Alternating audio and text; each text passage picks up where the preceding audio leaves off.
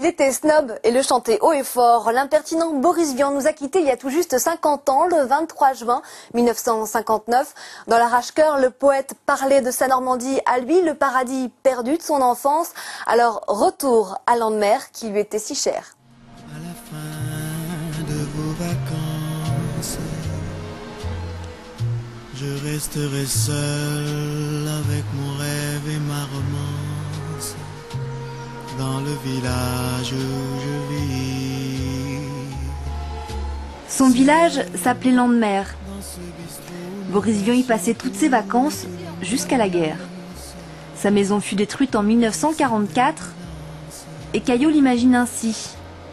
Dans sa biographie, la Normandie tient une place à part, car le jeune poète n'a jamais oublié dans ses textes l'écume de ses plus beaux jours.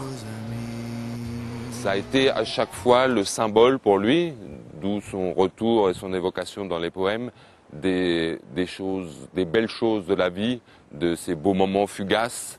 Et c'est à l'image un peu de son œuvre, de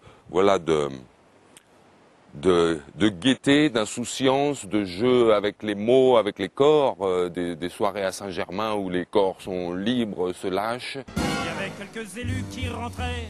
Trompettiste de jazz, écrivain sulfureux, parolier prolixe, Boris Vian virevolte dardard pour oublier son cœur malade.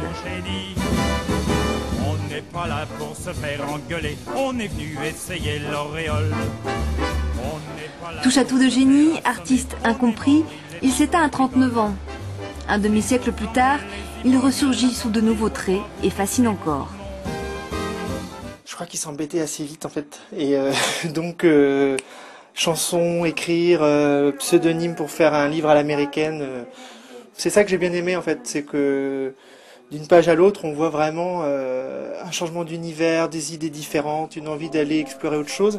Alors, est-ce que c'est dû au fait qu'il se savait malade et que on est plus impatient peut-être quand on sait qu'on a moins de temps? Boris Vian n'a jamais connu la gloire de son vivant, pas sûr qu'il aurait apprécié notre époque, mais le poète est mort, alors vive le poète en redécouvrant sa vie à travers ses écrits, à jamais éternels. Dans ses poèmes, Boris Vian prenait le temps de vivre, alors sans plus tarder,